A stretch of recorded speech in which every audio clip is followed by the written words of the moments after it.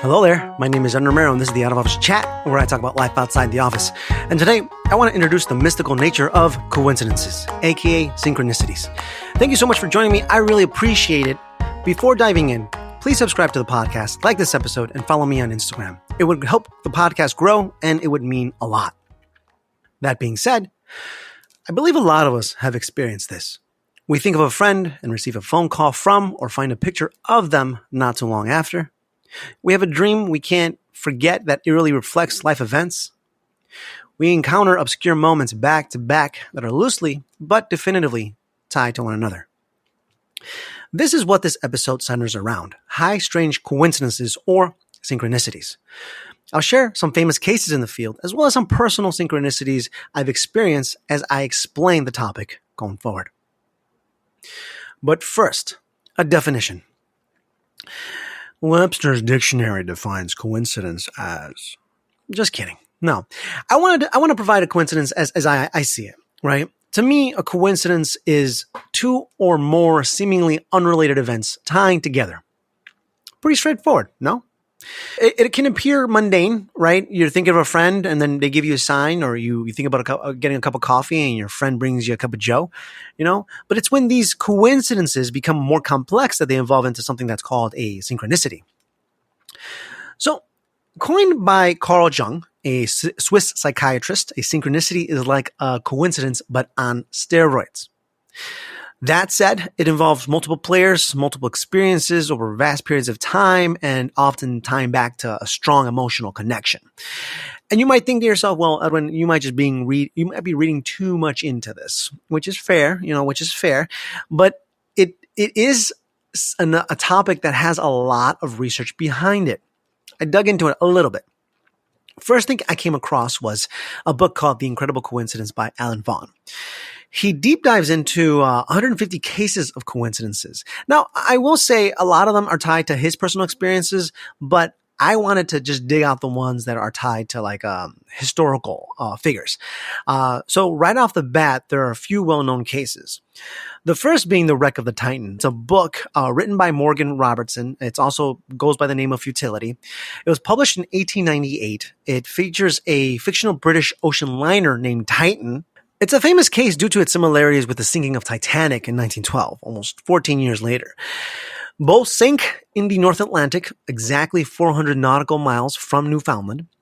Both ships were hit on their starboard bow around midnight. Both had severe lack of lifeboats, the Titan holding 24 and Titanic holding just 20. So some stark coincidences between both of them. Another famous case happened to Edgar Allan Poe.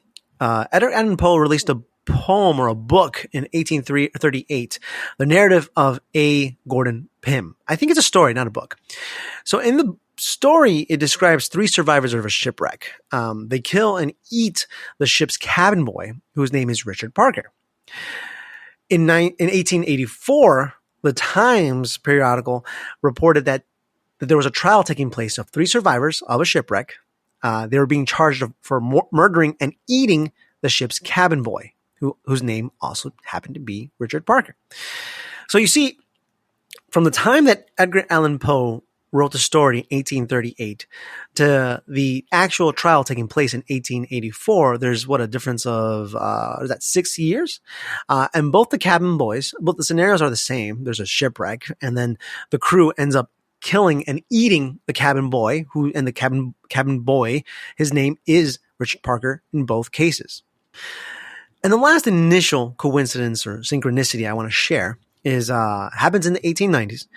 In 1893, a gentleman, Henry Zingland of Honey Grove, Texas, he jilted his sweetheart who killed herself. He did her dirty.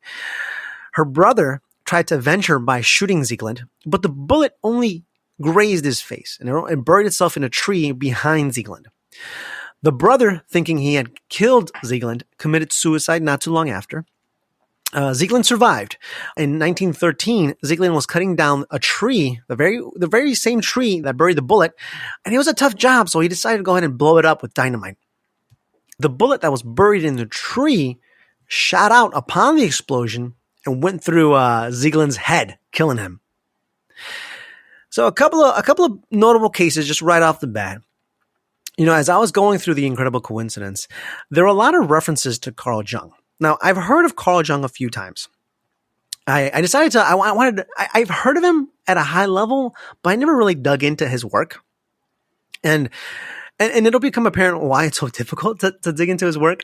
So it turns out that Carl Jung is a psychiatrist, a psychotherapist, a psychologist. He's a learned doctor. So a lot of the material he puts out there, it spans a lot of various fields. Not only that, but he also ran with some heavy hitters. He had a friendship with Albert Einstein, who is known to be one of the greatest scientists of all time. He had a friendship with Sigmund Freud, who developed various psyche theory, and Wolfgang Pauli, a pioneer in quantum physics. I think this relationship is probably going to be pretty pivotal with coincidences and synchronicities, as we'll discuss in a moment.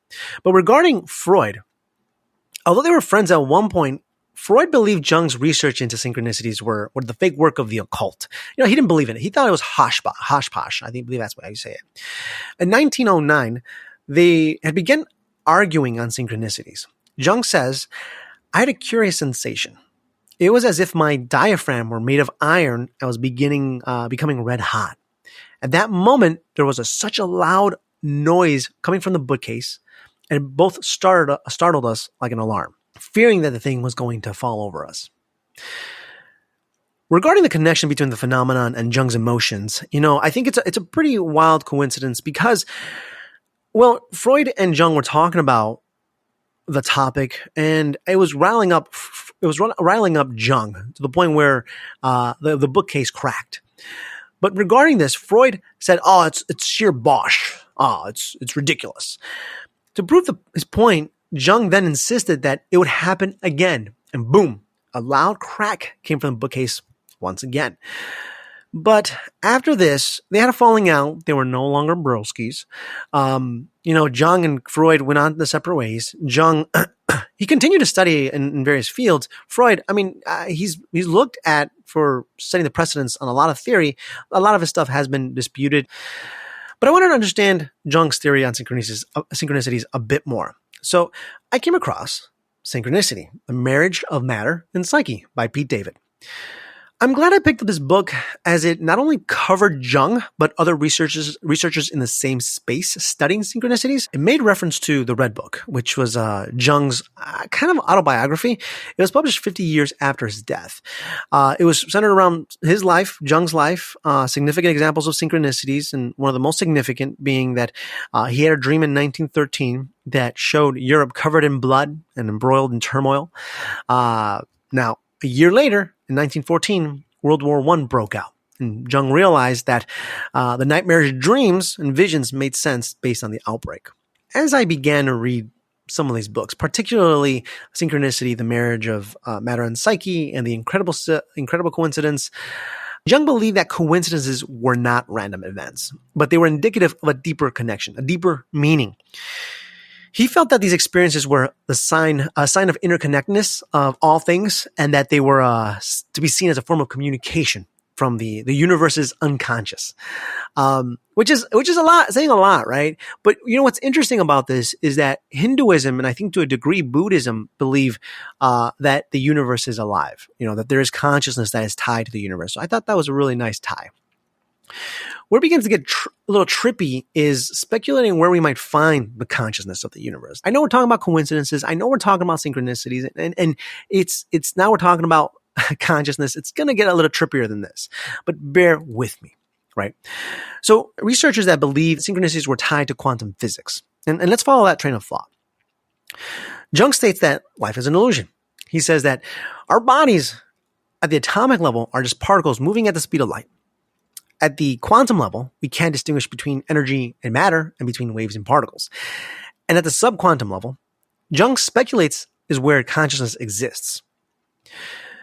Now, during this time, as I was doing some research, I also picked up another book called Coincidence, right, by David Ambrose. Now, this one's a novel. It's fiction, but uses a lot of the research that was called out in the preceding books to build the story.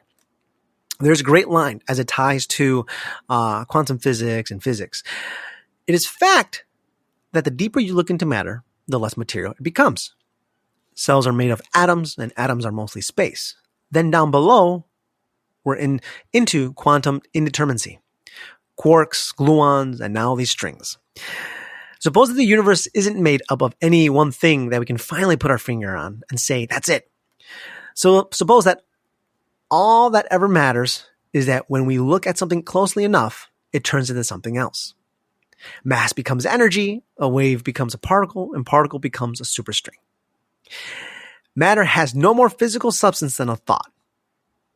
Now, why does all of this matter to coincidences? So Jung speculates that because the universe's consciousness may exist at an infinitely small scale, and at this scale, our perception of reality begins to break down, we won't be able to grasp how the universe functions, right? And with it, we won't be able to grasp how coincidences and synchronicities function as well. So that being said, he believes, and I think he went to his grave. I think that's a pretty popular old wives' tale, right? That Jung went to his grave believing that we'll never understand synchronicities and coincidences. And my perception and my thought about it is that I do believe that the universe at a very deep level attempts to guide us. Everything we know and don't know make coincidences and synchronicities, their understanding, difficult, if not impossible. I think, I think a part of it is also philosophical, right? With life and coincidence and synchronicities, just live it, right? Just go through it. You can call synchronicities fate or signs from the divine, but sometimes life wills certain things so. To what purpose? I do not know. Leave that to the scientists. But, I will say, though, if you are trying to look at coincidences and synchronicities, my advice is pay attention to be present. Now, I'll tell you, I've been practicing mindfulness a little bit more lately, including breathing techniques, including my OBE practices. I love it. Try it. Give it a shot. But what that's allowed me to do is be a little bit more cognizant of my environment, looking out for certain things that I wouldn't have otherwise looked out for.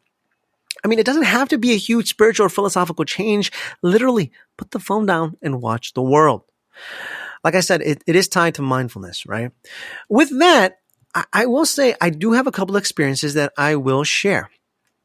My first synchronicity or coincidence is tied to my OBE practices. Now, if you haven't really, you didn't know, I began practicing or reading up on the out-of-body experience or OBE. And I talked about it in episode 13, which I'll link in the show notes. And with it allowed me to do a couple of exercises. So one of the things, my first incredible coincidence was about a week or so after I began practicing the OBE practices.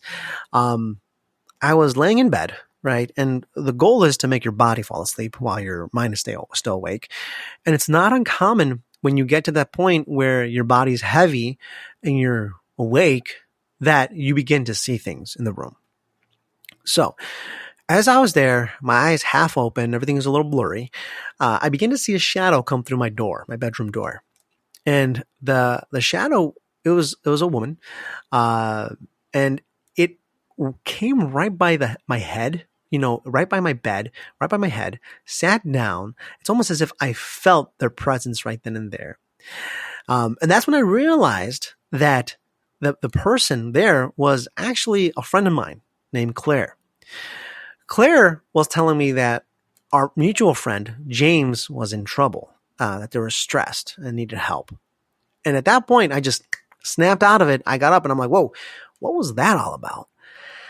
So I decided to phone up Claire the next morning, tell her about the predicament. And, I couldn't get through to her until later that afternoon. And it turns out that Claire and James had a falling out, around the same time where I had that out-of-body experience.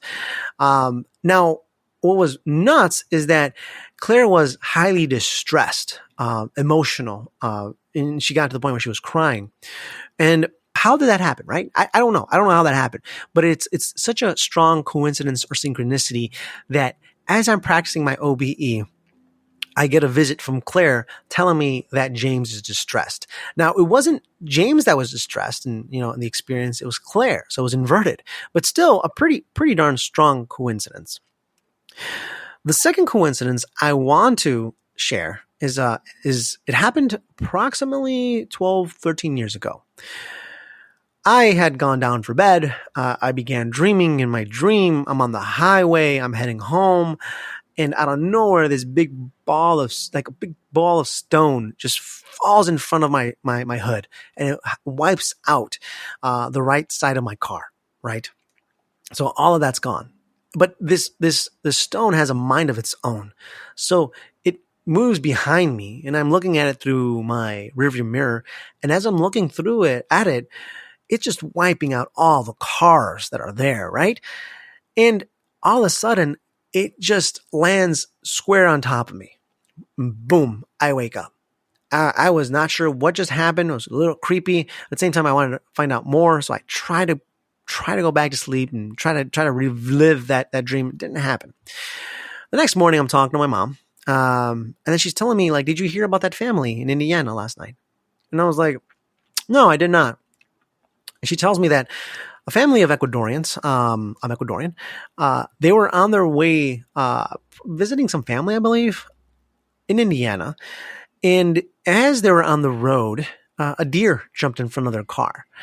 In order to not hit the deer, the dad, who was driving at the time, swerved.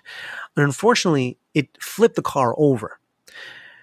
In the car, there were 9 family members. It was a van, a traveling van. Unfortunately, they all died minus the dad. So I believe what was happening here was, in my dream state, I was picking up on the kind of like the emotional weight of what had just happened.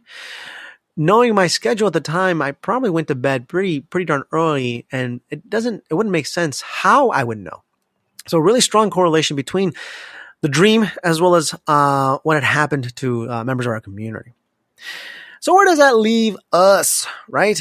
I think a lot of us have experienced coincidences, like I mentioned, in synchronicities.